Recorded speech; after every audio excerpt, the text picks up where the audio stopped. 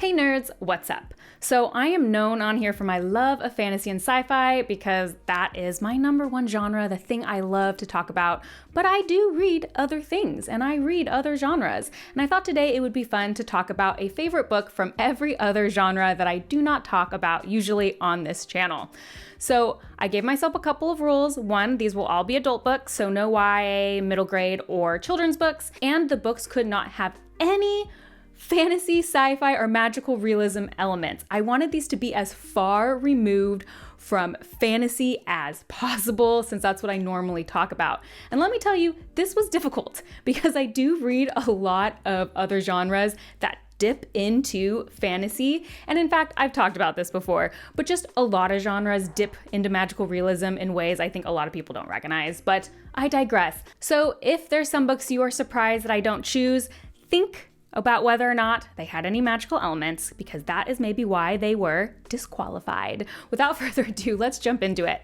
Let's start off with historical fiction. So one of my favorite historical fictions I have ever read is the book Code Name Verity by Elizabeth Wein. Now, I recommend this book all the time. I will say it is a World War II historical fiction, and I have been known to complain about how every historical fiction is World War II, but look, some of them are good, and Codename Verity is one of them.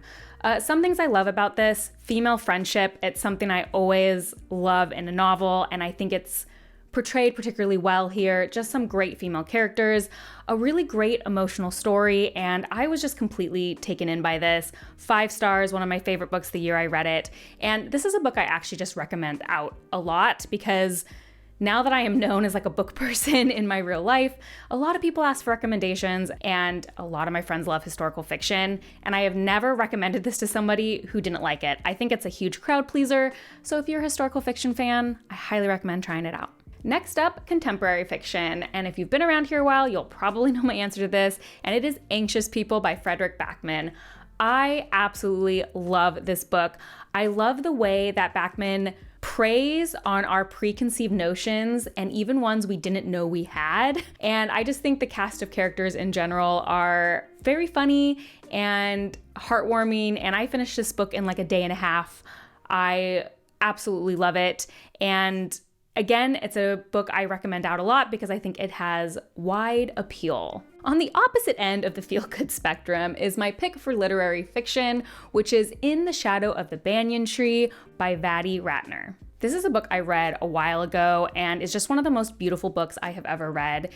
It is about a woman's experience during the Cambodian genocide, and she wrote it specifically as a novelization instead of a memoir because she said she felt she was too young to actually accurately recall every detail. And so instead, she uses her real life experiences, things that actually happened to her, but puts them more in a story format, because then she felt she didn't have to be so dead on to details she knew she couldn't remember. This story is one of the most devastating things I've ever read, but it is so beautifully written. And for me, it was also a huge look into something that happened historically that I didn't know a ton about, hadn't learned a ton about in school. And I also visited Cambodia only a couple years after reading it.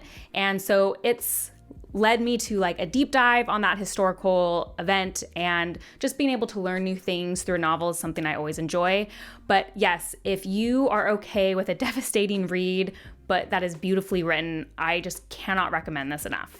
Next up, I'm choosing a classic. This was probably the one that I had the hardest time staying away from magical realism or sci-fi or fantasy, because so many classics actually have elements of that in it. But I decided I would go with East of Eden by John Steinbeck. My mom's favorite author is John Steinbeck, so I've read a lot of it just to kind of experience it. And I have to say, East of Eden is for sure my favorite. I think it's just a beautiful story. It is beautifully written. It is poignant. It is devastating. Just all the good parts of John Steinbeck, in my opinion. And I definitely think it's a classic that lives up to its hype. And it's one of the last ones I read of his, actually. I had read a lot more for school and earlier in my life. And that one, East of Eden, is just like so much larger. I just hadn't gotten around to it. And I read it, I don't know, maybe about 5 years ago, I want to say. And yeah, highly recommend it. I think I need to stop saying that because obviously I highly recommend all of these on this list if they're my favorites from every genre. Next up, we have romance. If you're not new here, you will know I don't like romance. I even have a hard time sometimes with romantic subplots in books that I love. So you will not find a contemporary romance on this list. I have tried contemporary romance, and so far I have bounced off pretty hard. But I can have a classic romance for you because one of my favorite novels of all time is Pride and Prejudice by Jane Austen. I've read this book a few times. I love it. It is great. I am a huge Austen fan. If you are a huge fan of any of her adaptations, most likely either the 1990s BBC one or the 2005 Keira Knightley, I read the book. You will love it. It gives you some more insight, particularly if you're a fan of the Keira Knightley one. The BBC one is like pretty dead on, I'm gonna say. That's why it's one of my favorite adaptations of all time. But if you love the Keira Knightley one, it'll give you some more details, give you some more stuff, and it's just witty. Jane Austen is funny. She's witty. There's a reason she's so famous, and if you have only ever seen her adaptations, highly recommend you give the novels a try. Next, we're going to do a memoir. I read several memoirs. They're usually like good to me. There's a few standouts. This one I decided I ended up picking Educated by Tara Westover. I was so gripped by that exploration of what it means when you are denied education and what it means when you get an education and how that might change how you view things and your life. Now, I do know in recent years, Educated has been kind of, I don't know what's the word. Like, I think there's a lot of criticism on it, on whether or not it was like an accurate portrait of how she grew up or whatever. But I still highly enjoyed the novel and have recommended it to a lot of people. I liked it. The thing about memoirs is always interesting and actually makes me think a lot about In the Shadow of the Banyan and that choice to make it a novel is, yes, can we really remember everything that's happened to us when we are children? Can we really remember conversations? I do think there is this kind of weird spot with memoirs, particularly when they are spanning so many years and especially childhood years. So I know there can always be contention because of that, but I really enjoyed that memoir. So take that for what it is and with a grain of salt. Next is nonfiction. Now, nonfiction is definitely the genre I read the most other than fantasy and sci-fi. It is definitely my second favorite genre, and so I am breaking my nonfiction up into 4 categories of nonfiction because this is my video and I can do what I want. So the first category I have is statistical. I read a lot of nonfiction that I would put under this like kind of category, like learning something new and talking about the numbers. And my first love, I have to mention it here, has to be Freakonomics by Stephen D. Levitt and Stephen J. Dubner. I read this for the first time, I think my senior year of high school, and fell in love. If you're unfamiliar with the book, it is economists using numbers to explain weird phenomena. So it's like using numbers to twist how we think about things, and it just kind of forever altered my brain chemistry, and it is a super entertaining read, a super fun read. Highly recommend it. I did read their follow-up, which I didn't like quite as much, but was also great. All of their work I have really enjoyed. As a runner-up, because again, I can cheat, I would say Moneyball, which I know I have talked about on this channel before. My plug for Moneyball is if you like stats, man, that book is so good. I don't care about sports. It's a baseball book, baseball stats books. I could not tell you before that I cared about baseball. That book is fascinating how you can use numbers to change a whole industry so completely. So that's my favorite type of nonfiction, hands down. I could talk about a million of those. But those are 2 of them. Next up, I want to choose a medical nonfiction. I've read so many of these that I love, but I will end up picking The Immortal Life of Henrietta Lacks by Rebecca Skloot. This is a really heavy read, so I'd like to warn you, those other 2 nonfiction, not heavy reads, just entertaining and fun. This one, very, very heavy, be prepared. And it follows Henrietta Lacks, who was a woman who had cancer and cells were taken from her. And basically, so many of our modern medical discoveries have been discovered because of the use of her cells and how fast they replicate because of the cancer. Henrietta Lacks was a Black woman born in the 1920s, and got zero respect in the medical system, and her cells were taken without her permission and without her knowledge. This book follows how her descendants have seen none of the benefits despite the fact that her cells have been the bringer of so much change and obviously profit for others. And just the ethics and concerns around that. Such a deeply thoughtful and fascinating book, but again, very heavy.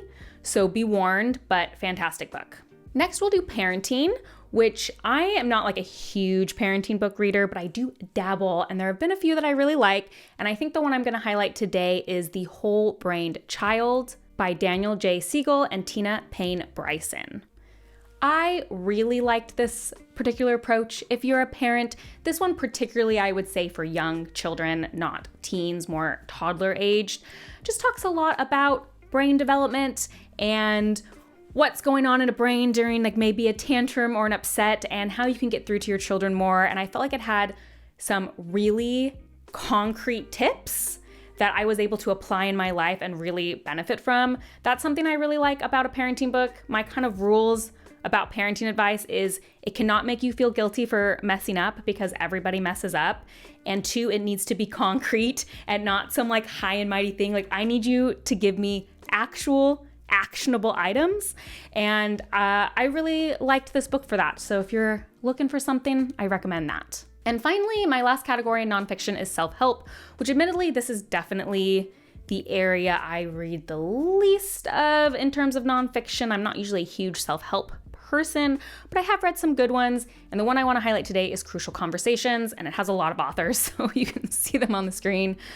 I actually read this as a part of a work development book club that we had, and I read it quite a bit of time ago, and some of the lessons in it have always stuck with me. It is about how to have important and difficult conversations and tips for how to get more out of those conversations and kind of regulate yourself during difficult conversations. Again, another book that just has super practical tips, and the one that has stayed with me the very most is the advice that you should always remember the end goal of a conversation. Because sometimes in the middle of a conversation, especially when it's difficult or emotionally charged, you can forget your end goal, and it ends up becoming about winning or becoming about something else, and that you will argue or discuss or pitch differently if you always keep the end game in mind. And that has been a piece of advice that has really helped me through a lot of difficult conversations, not getting sidetracked and remembering, would I act differently if I care the most about what my ultimate goal is? So if you're someone who, I don't know, I think actually everyone, I was gonna say if you're someone with this, I think anyone could actually benefit from this book. So there's my pitch. Okay, so that was mostly the big genres. I want to do some fun, smaller ones. I want to do a favorite short story. I'm a huge short story fan, although admittedly, I found out a lot of my favorite short stories, what would you guess, fantasy sci-fi. But one that I read as a high schooler that stuck with me a ton, and I actually reread it for this video, and I'm still like, yep, this short story slap, is Hills Like White Elephants by Ernest Hemingway. It's very short. You can look it up and read it for free. I'm not going to say much about what it's about. I particularly like how it is, it requires you to think. That's one of my favorite things. It drops you into the middle of a conversation between two people. You have to figure out kind of what that conversation is about. I mean, that part's pretty obvious, but you figure it out as you go along.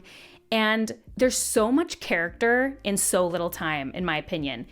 You are just witnessing a single conversation, but you can fill in so much backstory. And it also requires you to fill in, what do you think happened? And I think multiple different people could all have a completely different interpretation of what they think happens after this conversation, what they think has happened before this conversation. And that is so intriguing to me. I just love something that makes me kind of contemplate. And so, this is also interesting because the only other Hemingway I've tried was The Old Man and the Sea, and I bounced off that one pretty hard. Was not a fan. So you can tell me other Hemingway I need to try, but I did love this short story. Next up, an essay collection. My favorite essay collection, hands down, is Little Labors by Rivka Galchen. This is a book that I have given out a ton. One, because it's super cute looking. I was lazy. It's just really high up on my shelf. It's cloth bound though, and it's tiny, and it's very appealing. And it's a series of essays about parenthood, more specifically motherhood, about kind of little things of becoming a mother. It is silly, it is funny, it is insightful. And I read it several times shortly after becoming a mother for the first time and just really loved it. I felt like it just had so many true feelings in it and really encapsulated a lot of that kind of emotional time in such a fun and lighthearted way. And I have given it to so many friends who also enjoyed it. So if that sounds like something that you would enjoy, I highly recommend picking that one up. Then I thought for fun, I'd throw in a favorite Shakespeare play. I have read Shakespeare plays. I have seen them on stage. I have seen movie adaptations. The thing about Shakespeare is like, those are very different vibes. Like reading a play is very different than seeing it performed. So there's all sorts of combinations. You know, some I've done these two, some of these do. I'm only one anyway. I'm just gonna go Hamlet. Hamlet's my favorite. I'm a Hamlet gal. That's a boring answer, but you know, I don't need to reinvent the wheel. Hamlet's great. Okay, that's the end of my list, and you're gonna be like, there's some major genres you're missing. And let's talk about those. So the first one I want to talk about, I'm missing horror. The reason I am missing horror is, first, I will admit, I am not super well read in horror. So because of that, the only horror I've read is completely supernatural, fantasy, sci-fi related. I could not come up with a single horror book I have read that is based in reality. My question for you horror readers out there, if any of you are here, is that normal? Is like the majority of the horror genre like fantasy, sci-fi, supernatural adjacent? Or am I just missing out? You let me know. So that's why I haven't included horror here. If we broke my rules, I'd probably say a short story, The Raft by Stephen King. I read that short story and it has never left me. It like terrified me. I think it's a fantastic short story. That would probably be my pick. Otherwise, I guess I'd go classic and say Dracula. I'd say, give me some horror recommendations, except I don't know if horror is like necessarily my jam. And somewhat related, let's go into thriller. You'll notice that thriller is off my list. I'm not a huge thriller reader. I was looking at all the thrillers I've read, and I realized I don't think I rated a single one of them higher than a 3. So can I really sit here and recommend thrillers with the highest rating I gave one was a 3? Thrillers are easier. I would say the majority of the thrillers I read are not fantasy or sci-fi. I feel like it's a lot easier to find thrillers that are like based, like completely in reality. But yeah, just all 3 stars. So, give me a thriller recommendation. Help me out here. I can't believe that's a really big classic genre that I just have got nothing for anybody. And then finally, one that's missing is poetry. So I do like to read poems. I feel like I have poems that I really like, but the only poetry collections from single authors I can think of reading are literally oh my gosh. I just went so blank. Silverstein, Where the Sidewalk Ends, which is like kid poetry. And then I also read of Milk and Honey, which was that really popular Instagram poetry. And I did not like it. I thought it was dumb. It's a beautiful book though. It's on my shelf because it's pretty, but I thought it was super dumb. That's it. So I'm also taking poetry recommendations because I do think that sounds nice. Sounds intellectual. I need a favorite poetry collection. So if you're a poetry reader, drop that below. I think I've heard a lot about Mary Oliver. Maybe I should give her a try. You tell me. Let me know some of your favorite books in genres you don't normally read. Have you read any of these books and do you love them? I really like having a recommendation in as many genres as possible because I do get asked a lot. I love to read classics. Give me a recommendation. So I'm hoping you guys can help me out with horror, thriller, and poetry so that I can be perfectly well-rounded and always have a recommendation for someone. I also would love to know, are you guys interested in me doing a video of this just for fantasy where I give you guys a favorite in every fantasy subgenre? If so, let me know, because maybe I'll do that too. As always, if you like these kind of videos, please like and subscribe. That is the best way to support me. And if you want to see what I'm currently reading, as well as other nerdy rants, you can check me out on Instagram at bookborn.reviews. I'll see you next time. Bye.